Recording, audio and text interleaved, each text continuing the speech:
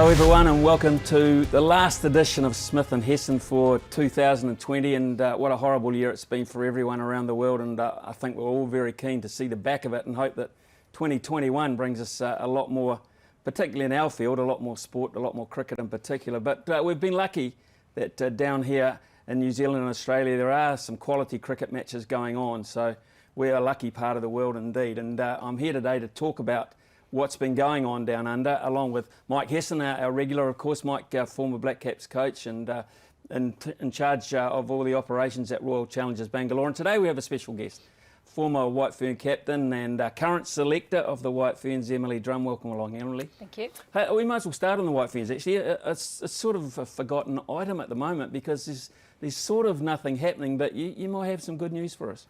Yeah, well, hopefully come March we might be getting some international cricket here in New Zealand, but we just had a recent series against Australia in Australia, which was under massive quarantine, which allowed the players to stay over there for the Women's Big Bash.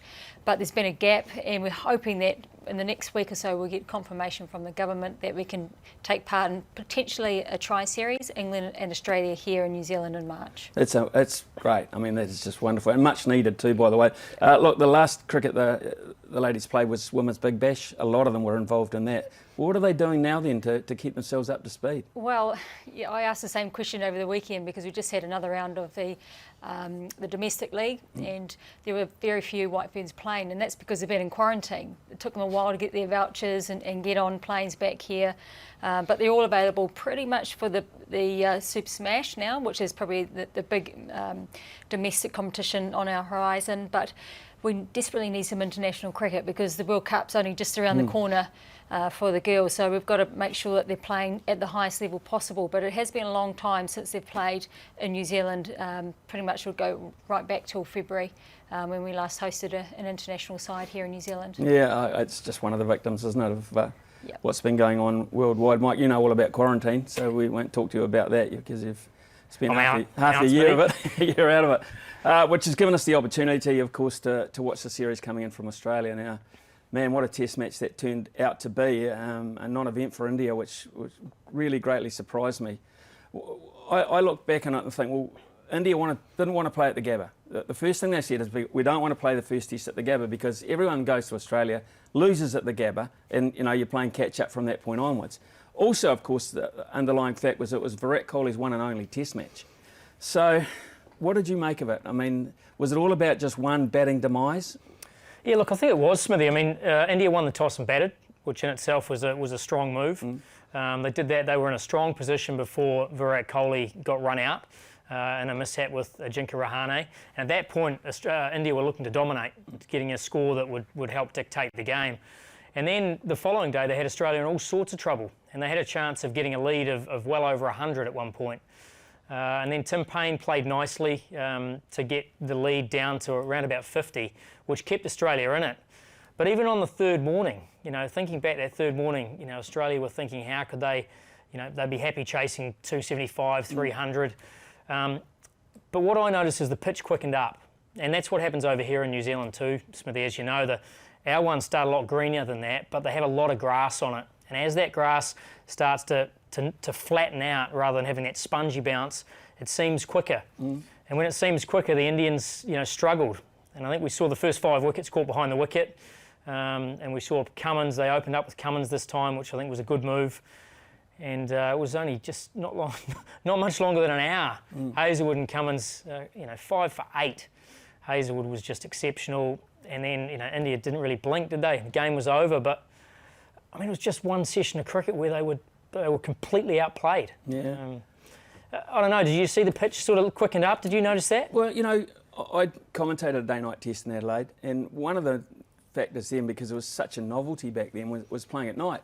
And it was always perceived that batting at night would be harder, Emily. I mean, the problem for India, this isn't broad daylight. Okay, and it was a bit quicker, and that's going to happen on Australian surfaces, but the demise happened in the light of day. That surprised me. It was a tough watch. I can say any cricket purist would have been like, what is going on? What's happening to the pitch, the ball? So they certainly won't want to see a pink ball again at all. I don't think they have to play any more day-night test matches. But I just couldn't believe how much that they were found wanting. Just their defensive technique was exposed badly. They were playing from the crease and just fending at things, and they really couldn't leave the ball. They were forced into playing early on, and it really exposed any chinks in their armour.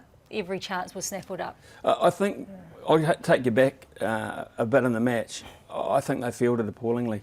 And they would have had an advantage that, I'm not saying 36 was ever going to be enough, but they should have led by more than they did because they dropped so many damn catches.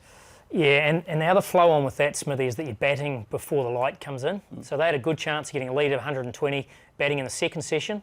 So potentially getting the ball a little bit softer before the lights came on. And I don't think it seems at night in the pink ball test, but it does swing. So if you have to bat against a new ball, you struggle, whereas I think it actually seems more in the morning. And I don't know why, I've no idea why, but historically that's what's happened, especially at the Adelaide Oval. So a lot more wickets fall in the morning session, or the afternoon session, whatever you call it, than you think. And I think that's just because the ball actually nips a little bit in that grass at Adelaide. Let's get into the nuts and bolts of team selection. Prithvi Shaw. Now for me, I'm not sure, I look at he's a little guy. I mean, you know, if you looked at him, you might think Tendulkar. I mean, he's certainly not in his league. But he's that kind of player he doesn't have exaggerated foot movement. And that's going to be a problem, isn't it? Well, I think he's what I'd call a hands player. So you're right, he just plants the front foot and just plays with the hands. So on certain surfaces where it doesn't move, he's got amazing hand-eye coordination, and he's, times the ball beautifully. And there's been links with Sehwag, in terms of playing that type of way. But Sehwag actually transferred his weight a little bit more and allowed the ball to move, whereas Prithvi Shaw plays the first line. And whenever the ball moves a little bit, and it only moved a little bit, it wasn't excessive, he gets found out. So I don't think it was any surprise that he's got two inside edges to balls that just nipped a little bit. And you can look at the record that he averaged 55 in Test cricket over a sort of a 3-year period, but not in those conditions. And it's going to be an interesting one, because if they go to Melbourne where it's not going to seem as much, are they going to back him? Because if he's ever going to succeed, for me, it's going to be at Melbourne, not so much at the day-night test in Adelaide. I'll come back to that, because a selection for the next test is going to be interesting. They have to find a replacement for Colin. They have to find a lot of runs from somebody. So that was always going to be an issue. It's a deeper one than they have now. What about the bowling attack, Emily, from Australia? At what stage are we going to say that this is a world-ranked, over the years, bowling attack? Well, you can't relax as a batsman. There's nothing better than seeing the quicks come off and maybe a slower or that 4th, 5th change come on, you can relax. But they're just at you in that beautiful corridor, just forcing the batsman to play. But they are certainly world-class, and they're so experienced. They're not rookies anymore. Hazelwood's been around for a long time. Stark is just class. That they are truly starting to become probably one of the best attacks, I guess, probably over the last 20, 25 years. You guys will probably know further than me, going back to those 80s and 90s heydays of the West Indies and that era. So current, world-class, the trio tops the tree. I think one of the things, Mike, that gets me about them is they're unrelenting because of accuracy. And quite often the coverage showed that they basically put down a piece about the size of that and just said, have a look at this for Pat Cummins. And it just kept hitting it fair and square in the middle at a terribly awkward length from a batting point of view. And that for me is, I think, and we saw that 12 months ago against New Zealand, no respite, no freebies, and always that you make a mistake, you're out. Well, I actually think they've got better, Smithy. Not only those three, but they've added Cam Green, who gives them a bit of respite. So what you used to think is if you get them into their second, third spells, you get a little bit of respite, in terms of they give a few more loose balls, because they have to bowl between 22, 24 overs a day, with Nathan Lyon. Now they don't have to. I mean, Cam Green's come in his first test, he's bowled 9 overs for 15, so he's taken that out of the 90 they've got to bowl in the day, therefore they can keep coming in at you a bit harder. So that was the piece of the puzzle that Australia are missing. And I can't think, we were talking off air about when was the last time Australia had a good pace bowling all-rounder. And for me, this guy's just added an extra piece to that bowling attack. Well, he's 6'6". Yeah. So he's Jamison-like. He's going to get bounce on surfaces but he bats. He bats beautifully. Proper bat. So reminds me stature-wise of Tom Moody, of course, from Western Australia as well. And he might have had some help from Tom somewhere along the line. But are we in a situation now where we can say that if you put Lyon in there and you've got these other three guys plus Green to add a little bit now, is this the best bowling attack in the world. Is this the best bowling attack Australia have ever had? And I think if you're saying that, you're leaving out McGrath and Warren, you're leaving out Lilly and Thompson. But as a unit, I won't say collectively, are we looking at that? I think it's hard to beat. I mean, when you've got 4, let's put Green to one side, but you've got 4 proper bowlers. You know, Nathan Lyon's record 390 Test wickets as a finger spinner in Australia is just exceptional. And those 3 complement each other. I mean, they're all fighting over who's going to take the new ball because all 3 of them are good enough doing it. They're all good with reverse swing. Even legitimately, and they can get the ball to seam, you know, on flat surfaces. As you said, they can hit that piece of paper, you know, at will. That you go at less than 2 and over, you can't find a way of getting away from them. So they are as good as they get, and you put them in their own conditions. Look, I haven't seen any in my time, and I'm getting older now. What about you, Emily? You've seen a lot of cricket. I mean, is that the best bowling attack as a collective you've ever seen? I think so. We've seen a couple in a bowling attack that would be awesome together, but never that complete quartet that is just being so relentless. Their records speak for themselves, and the only problem I can see is potentially injury or over bowling. You've got 4 tests coming up in quick succession, so how they can sustain that. So it's going to test every single batsman they come up against, and there's going to be no mercy, and they're already smelling blood. Well, I've got Pattinson in the wings. Yeah. They're not struggling. They're not struggling. I think Lee, Gillespie, McGrath, Warren was pretty good. Kasparovich around that time, that was pretty good. But I think this 4 is as good as I've seen. Well, I'll go back to the West Indies. Yep. I was on the receiving end of the West Indies. But they've never had a spinner. Yeah. Never needed one most days, but they never had a spinner. Yep. So I think this is more complete. Yep. In that respect. I don't think it's life-threatening. Yes. It's life-threatening, so... With a frog in the throat, all of a sudden thinking about them. Left armour, I guess, is another thing with Stark. I mean, excuse me. Yeah, you're right. The West Indies. I mean, I was lucky enough to watch on the TV rather than you face it. Yeah. But they had a guy like Garner who challenged you with that height and that bounce that we're talking about. Obviously, they were exceptional, weren't they? Marshall swung a new rock, Holding. But they were life-threatening. Who was the toughest that you faced? Who was the one that you actually really felt for your life? Holding. Yeah. I think Michael Holding. He ran from so far away, and so many things go through your mind as he was coming towards you. But he had steepling bounce. Yep. And they weren't that friendly. You know, they didn't make it an enjoyable situation out there.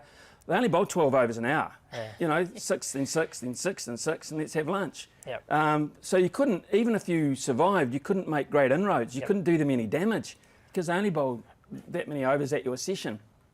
So therefore, you can never really punish them and say we've had a great day because, you know, you might get to lunch at say 2 for 60 and you think that's not so bad.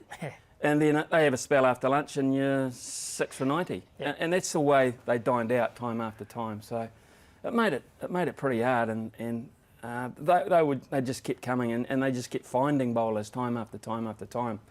But you know, it was an interesting time. But I just look at the world of cricket at the moment, and I've watched these guys very closely, and we're going to see a lot more of them on Sky, which we're lucky to do if you're a bowling fan. But I think probably for me, the most complete, and Lyon wasn't even really a factor in the last Test match, and he will be. What do you think of Bumrah? I thought Bumrah was good. If anything, I thought his run-up was even shorter in a weird sort of a way. I thought he was okay.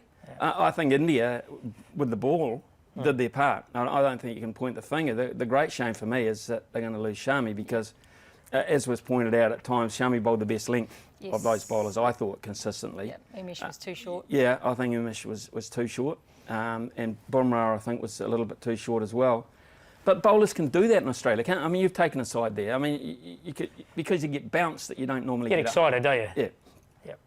So I looked at that and I thought, bowling side of thing, it would be harsh to judge. But without Shami, what do they do now? Sonny Gavaskar said, get his Sharma on the next plane. What do they do? Yeah, well, I mean, they've got Mohammad Siraj and Navdeep Saini, who both played for RCB, so I know them well. They're both sort of going to be vying for that spot. Siraj is a swing bowler. He's going to have to take the new ball. And he bowls a much fuller length, which at Melbourne will be interesting, where you've probably got to bowl a more controlling length. Navdeep Saini is more a seam bowler, really. Bowls that hard, back of a length, good bounces. So it depends. I mean, if Umesh, who's their swing bowler, is bowling too short, you know, then maybe they've got to look at Navdeep Saini to come in and complement them. It's going to be interesting. They've got issues, there's no doubt about it. India have got massive issues to fill, and Australia don't. I mean, looking towards the next Test match, Emily, that of course is the Boxing Day one, they had asked Matthew Wade, I won't say forced Matthew Wade to open the batting, but of course if Warner comes back and Burns has got his 50 odd to keep his place in the side, does Wade drop back down? Do they say to Matthew Wade, you did us a favour? Or do they say to Travis Head, you have one go and we'll leave Matthew Wade out? I mean, to me, that's a very harsh call. Which way do you think they'll go? I think Warner definitely goes back in, and then they've got to toss up between the Head-Wade decision pending, who's probably the best for that particular location and test. Yeah, I mean, Head's going to play. They've got him in their leadership group. He's done really well for them. Matthew Wade was sort of scrapping for his spot, and I think Cam Green's taken it, just with that flexibility. So you're right, he's filled the void at the top, and I think he's likely to be the one that's going to miss out. Only 2 runs from Steve Smith in the Test match. One in the first innings, a really long one, and then one not out, I think, in the second innings. So he really wasn't a factor in it. What did you make of Labuschagne? What did you make of his mannerisms? Yeah, it was a tough watch. And not enjoyable I watch cricket from a purist point of view, watching Test matches, watching the little bits that go on that I've enjoyed over the years. I don't enjoy how he bats. He's too noisy. No run! He's too extravagant with all of his mannerisms, and I find it really hard to enjoy. I just want him to bat. Just see ball, hit ball, do the right things and things like that. But he got given so many lives. They dropped him, I think, 3 times, and they made it very hard for us as viewers to enjoy his innings. But Smith had got out, so that made it even more focused on his innings. But he's a classy player. He doesn't need to do all the periphery stuff that goes on, and it's quite hard to say no run when the ball goes through to the keeper on the first delivery. Well, I think he's buying himself some trouble, because he's going to come up against more confrontational people at some point that are either going to dine out or it's going to turn ugly. That's the way I look at it. I'm not sure he knows he's doing it. I think really? You get in those your little zone, and Steve Smith was in it too, where I've heard Labuschagne does that even in the nets. Like it's what sort of gets him up for the fight. And it's just a idiosyncrasy that you're doing to watch the ball and respond.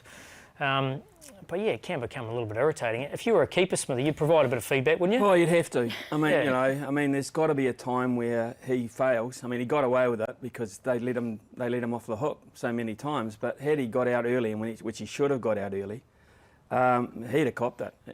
No runs. Just no runs. That's all he'd have to say. And every time he fails, you just have to say that to him. But if he's going to carry that on, for me, he's asking for trouble. India, what now? Well, that's the big question. The world of cricket needs India to bounce back here, because this is the series of the summer. What do they do here? I mean, Rahane, we know is going to be captain, which places great emphasis on him as a person, but as a batsman as well. Who do they pick in this spot, this number 4 spot? Yeah, well, I think it's straightforward, personally. I think KL Rahul comes in at 4, and we know how good a player he is. We've seen him on our shores. He's world class. He's batted at the top. I don't think his game suits the top order in Australia. I think he's capable of going out there and scoring hundreds. And for me, Shubman Gill is another guy who comes in at the top for Prithvi Shaw. And Rishabh Pant. I think you've got to sort of strengthen your batting collectively. And I think the way Saha performed with the gloves, he didn't do enough to say, look, I'm your number 1 gloveman and I'm going to score runs. Rishabh Pant scored 100 in Australia. He's willing to take the Aussies on. So for me, it's more a combination of players rather than just thinking one player's going to come in and do a role that Virat Kohli's going to do.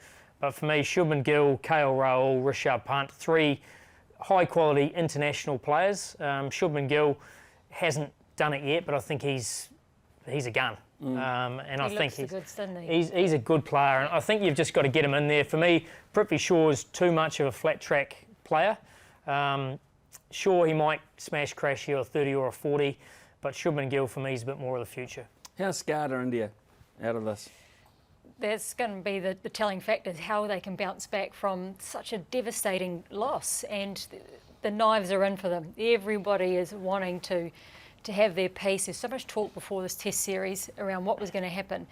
I think they can, if they can learn just to park that. New blood will help. in terms of those scars. Kohli's gone, they've got to start again, and Rahane needs to find that little bit of essence. They need to do the basics really, really well and get a platform with their batting and see how it can grow from there. Got to back that 11 that goes out in the field, and they've got to get a little bit, maybe a little bit nippy in terms of a few verbals and show a bit of fight. Knives is a good word, because you live in the Indian cricket environment. You spend a lot of time there, and you know how passionate they are about the game.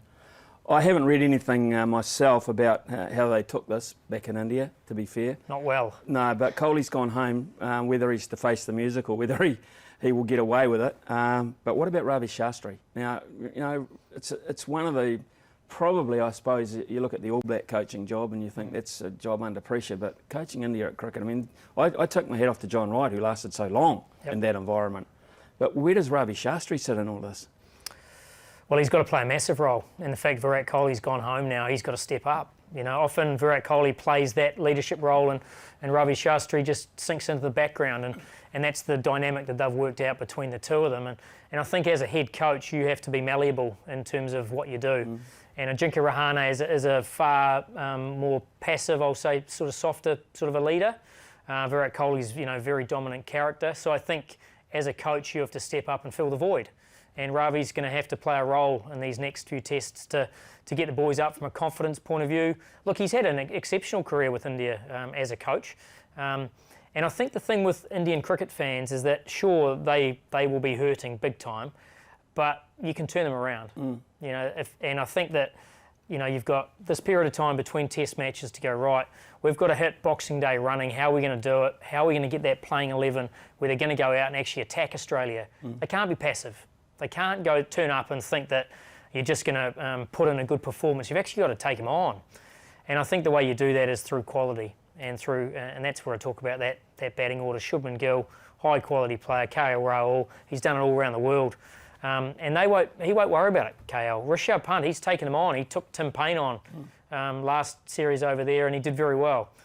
So, and as I said, the bowling attack, I think, can do it. So I don't think it's that tough. You just got to help provide that quality and that confidence. Yeah, I agree. I think they need, whatever they do, they need a hell of a start. They do.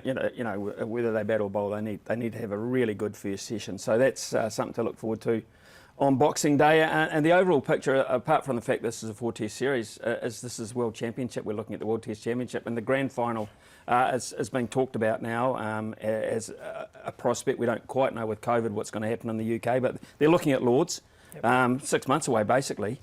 And it's really, Mike, there's really just 3 teams in the picture. Is that how you see it? Yep, it is. And I think India have just dropped back a little bit. Obviously, New Zealand through the last 2 tests have jumped up and are pretty much equal with Australia. There's a few bullet points among the two, but this next month is going to dictate who's going to play in that Test Championship final at Lords. So great opportunity for all 3 sides. And India have obviously got to bounce back pretty quickly. If they do, then Australia could be at risk. So it's it's an exciting series. Don't write off India. Don't write them off. I mean, they were number 1 in the world. They were leading that test for 2 days. They had a stinker of a session, but don't write them off. I think that they could easily turn it around. Yeah, I just see it. I don't think I've seen many sides go that far down to Australia and bounce back over a period of time. They're going to have to be strong mentally, aren't they? If anyone can, I'm with you. I think India can. Meanwhile, at home, of course, the Blackcaps have been heavily involved, Emily, and they put the West Indies to bed, and that was a fairly meek and mild sort of effort, I thought, from the West Indies.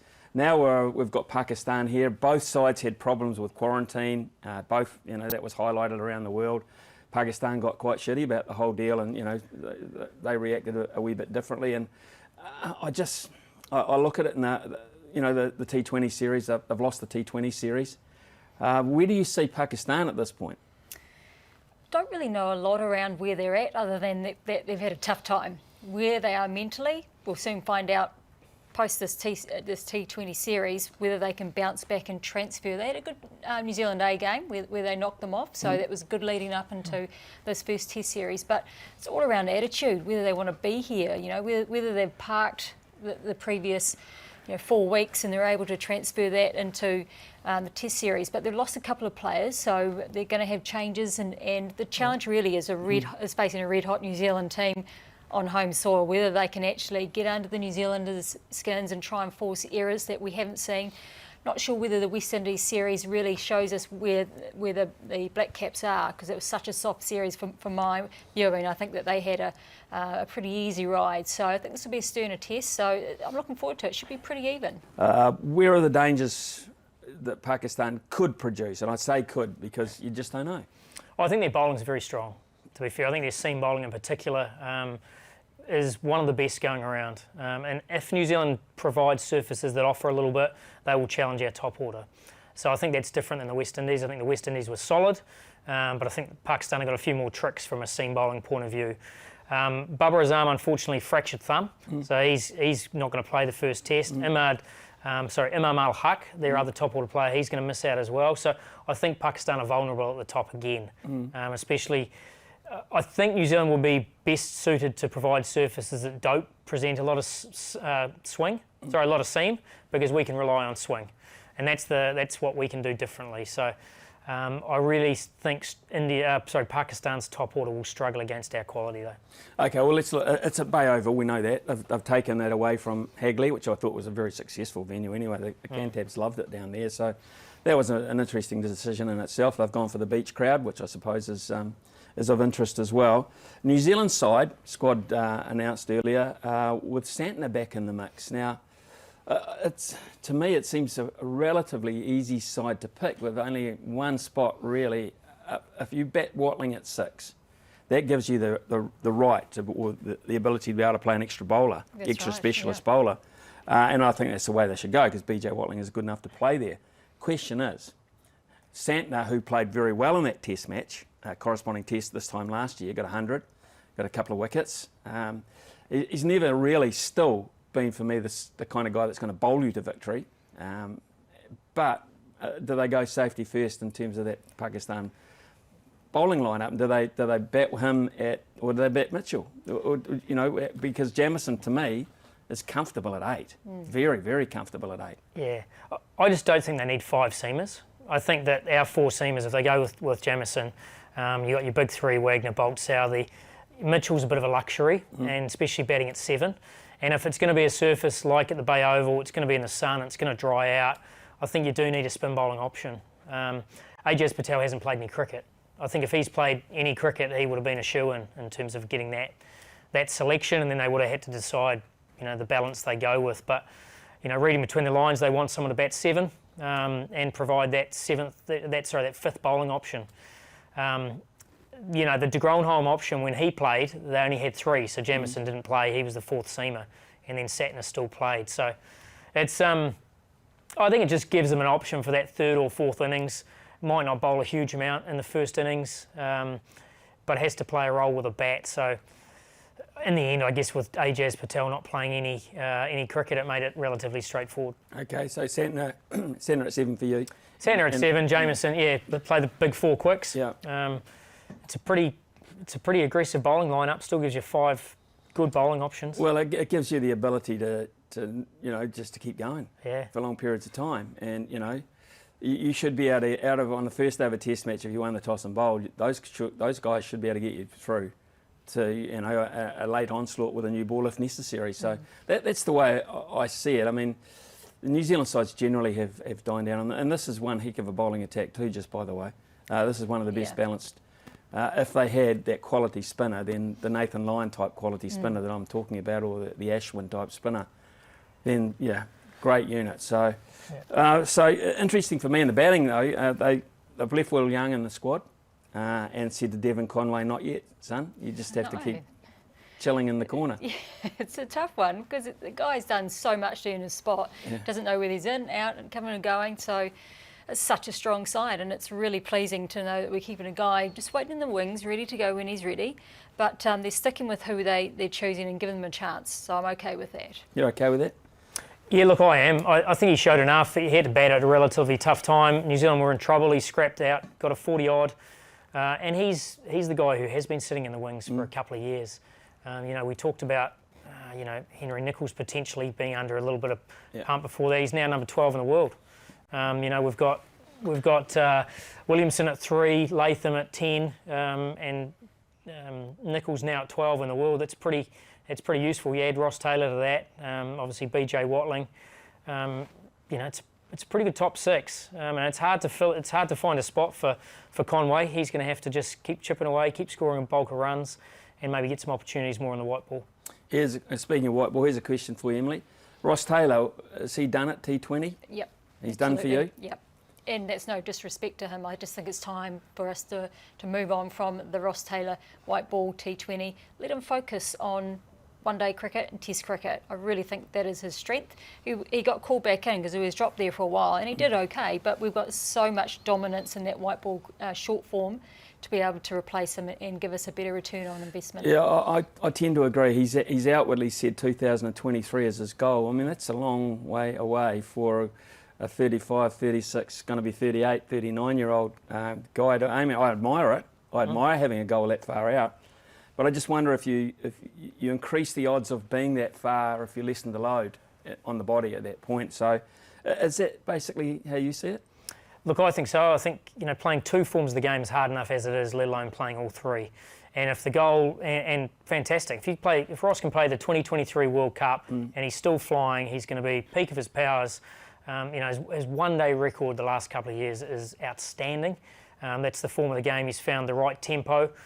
Test cricket, it's been a tough 12 months for him, or 18 months in Test cricket, but we know how good he is in that format. We know that he'll bounce back. It wouldn't surprise me if he gets a big score in this Test match. Just leave T20 for the younger fellas to find their feet. Batting in the middle order in T20 cricket is damn hard. And to come in and just add that exuberance, great chance for Conway, Phillips to find their feet at international level. That's just the way that we've been able to blood other young players into the game. Let Ross focus on those other 2 forms where he can offer so much. I agree, and fortunately from New Zealand's point of view, the reason they've gone back to Ross Taylor is because other guys haven't delivered. But here we've found a situation where Phillips has delivered, Seifert has delivered, Conway has delivered. So even Chapman came in the other day and did a job. So maybe that does spell the end for that. I mean, terrific record still and a great achiever in that form of the game. Yep. So that may be where it's heading from that point of view for Ross Taylor. So we'll see. If you pick a World Cup squad, you might just have him sitting there just in case. Well, it's different, isn't it? You need experience in the subcontinent. So that's the other side of things, is that all these guys we're talking about, I mean, at least Glenn Phillips has played in the Caribbean League for 3-4 seasons. He's played on some really slow turning surfaces. Devon Conway hasn't. No. It's tough to go out there, let alone bat in the middle in India. Admittedly, the surfaces they're playing on probably won't turn a huge amount in T20. If it's a one-day World Cup, might be a bit different. What about Kane Williamson's workload? Now he's a father, of course. You guys know all about that, having other responsibilities. I mean, are we looking at Kane Williamson cutting back a wee bit because he's still an IPL player and he's a highly rated commodity. So are we looking at him still doing the lot, and should he still be captain at all of them? Yeah, it's crossed my mind that he is doing too much. A little bit of an enforced break that he's just gone through, which is great. That will be a question. I think that the selectors and Gary Stead will be looking to see what that next 12 months, 24 months looks for him, for the team, and where the potential rest that they could give him. Look, he's playing such good cricket. It's really hard to tell a guy to have a format off and just go away and have some time off. It's really hard to do that when they're just because it's momentum and you want time in the middle, and he looks like he wants to play everything. Yeah. So it's a juggling act. So I don't think we're quite at that point yet, but we're not far off. I just don't want to get to the point where this time last year he looked spent. He'd looked done in Australia to me. He got done, and in the end he got crook and couldn't play the last test. Also of interest to me is Tim Southey never played that test either, but man, what a start he's had to this summer as well, and you just can't write the guy off. And his race with Bolt in terms of wicket taking has been intriguing, but he's gone ahead. Well, he looks fresh, and I guess that's one benefit of what's happened. He hasn't so much had the overs and the legs that potentially he normally does. So, every time he's played for New Zealand, he's probably bowled 3, 4, 5 Ks quicker than he potentially has towards the back end of a year. And that, when you swing it, we know when the ball swings, Tim Southey is one of the best in the business. The ability to use the crease, the ability to bowl that one that keeps going, that three-quarter seam. I just think he looks at the top of his game. And I think the way the game's been spread out, the way the New Zealand selectors have rested him and a number of players at different times, probably through necessity, with the games crossing over, has helped him. Because he looks fresh, and I think you get to a stage in your career where you potentially don't need the overs and the legs. You just need fresh body, fresh mind.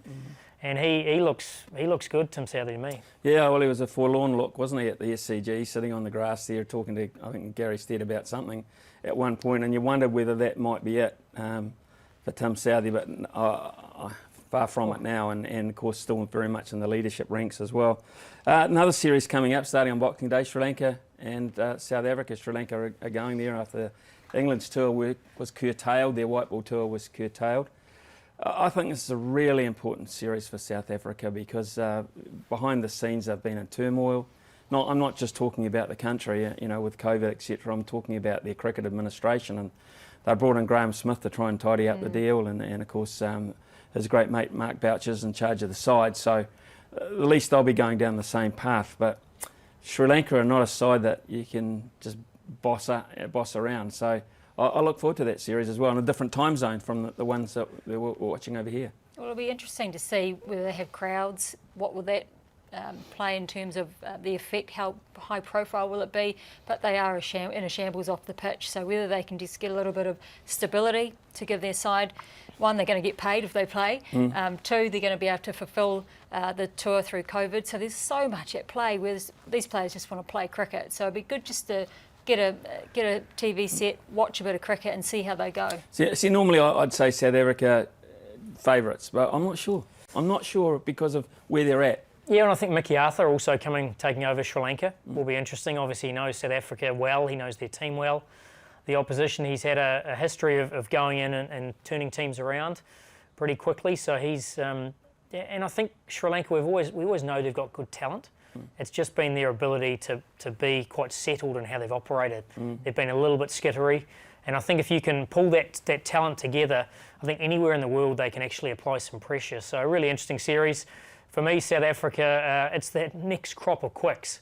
You know, the Nokia, the Rabada, you know, they're genuine pace. So whether that's going to just challenge Sri Lanka and apply too much pressure to their batting lineup. If not, you know, those Sri Lankan batters can score at a good clip. Yeah, I think it's a dangerous series for South Africa. I really do. They have to do well there. One of the just finally, one of the sidelines, of course, of COVID is that officials have been able to officiate at home, which I think has been quite a breath of fresh air. I remember the likes of Peter Willey and that back in England days who gave it away because they were never ever going to be able to umpire at Lords. I mean, that must be a great feeling to walk out like it was in the old days. Now we've seen it go 360 degrees and we are back at that point. And I don't, at this stage, I don't think there's been too many issues, is there? I mean, with local guys umpiring, local guys being match referees? Look, I don't think so, and I think the fact they brought in this COVID rule where you have an extra review, I actually thought the umpire in the Test series was exceptional. You know, and same within Australia, I thought it was pretty good. Chris Brown, I think, needs a bit of a pat on the back. His first Test match all time, I thought he was exceptional in terms of the reviews that didn't get overturned. You know, Australia's, I thought the quality over there was pretty good. I think with DRS, it's just not an issue. You don't get those howlers. Umpires get judged by how many reviews get overturned or not, so they're just making a decision, to try and get their stats up to help their own ranking. So it can become a little bit of a personal pride thing. I just don't think you get that being bullied by. You certainly don't get bullied by crowds anymore, do you? No. In this era. No, I think the acid test is how they manage the atmosphere on the field, Emily. And I haven't seen much evidence, or early days, but I haven't seen much evidence of antagonism or too much trouble on the field. No, well, I think umpires are there to do their job. They haven't got time to think about who's playing. Is it home decision? Is it a big wicket potentially? So I think you're just making the call as they would do in domestic cricket. So they've just stepped up. Yeah, there's a bit more pressure, and I get that. But I think they've actually generally tried to deliver what they do as an umpire, which is just make the call they see, whether it's DRS related or not. Susie Bates, where's Susie at? Because she's your prime commodity, one of your prime commodities. Where's she's she at? probably got her feet up somewhere in the deep, dark south of... It's not dark down there, Emily. It's lovely. Unfortunately, Susie's going to be on the sidelines for a while, so she's out of action for a probably good 6 to 9 months. So full shoulder operation has pretty much put her out of action, and hopefully going to be ready to go next season. So we won't be seeing her if that tri-series does come about, which is a great shame. Look, Yes. Mike, I know it feels like you've just finished with the IPL, but the next one doesn't really feel that far away. Where are you at with that? Yeah, well, on the 24th of this month, the BCCI, they have an AGM, so they decide whether there's going to be extra teams in the IPL. They decide about whether there's going to be a big or a small auction, and therefore there's going to have to be an auction between now and the end of the tournament, which will be very early April. So very quick turnaround, probably 2 IPLs in about a 6-month window, obviously due to COVID. So yeah, it doesn't rest really. We're planning for both a small and a big auction. The challenge, I guess, with travel is being able to go over for an auction for a week, and then obviously having to quarantine both sides. So it turns your trip into a month or so away, and then pretty much straight into the tournament. So yeah, looking forward to it. We made some good strides at RCB last year, making the semi-final, but it's a strong club. It's one that needs to do well. What chance, I know it's a little way away, but what chance of it being in India from your point of view? I think pretty good. I mean, the fact that England has been scheduled the series prior to the IPL. They've put it at 3 venues, maybe 4. So they've introduced Ahmedabad, a new venue. So they're going to try and play the tournament, excuse me, in pockets around the country to try and keep things nice and safe in those bio bubbles. And if that works, then I'm pretty sure the IPL will be in India. If not, they've got a pretty good backup in Dubai. Okay, and we shouldn't forget the BBL, which of course is on at the moment across the Tasman. 2 New Zealanders involved, or 1 so far involved. Colin Munro runs early in the competition, and Hobart just have started pretty well. Hobart Hurricanes. Well, it started pretty excitingly. I mean, you'd expect that from a BBL, but I think it was second fastest 50 last night from Dan Christian, just standing there and just absolutely nailing it out of the park. So good quality players playing good short form cricket. You can't get much better than that. And Adam Milne. I mean, I would have thought Adam Milne was like lost to cricket, and all of a sudden we find him one of 2 Kiwis in there. Yeah, well, I think the relationship with Shane Bond is a key one. He's worked with Bondi before. They've got a good relationship. And I think if Adam Milne's going to push his case for the World Cup at the end of the year, he's going to have to play some regular cricket.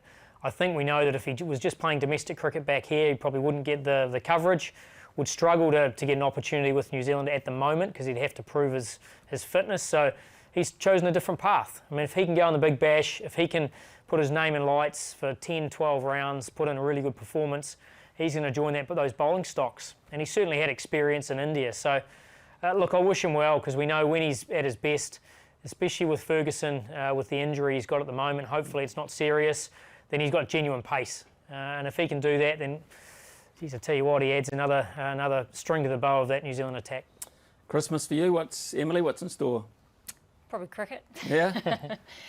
Look, kids, family, a little bit of a break, but there's so much cricket on, I've got to watch it, that's the problem. But TV and internet can help me out with that, so and a little bit of sun somewhere, hopefully. Well, would have been years and years and years since you've had a possibility of I mean, for me it's 45 years, but for you, Christmas, New Year?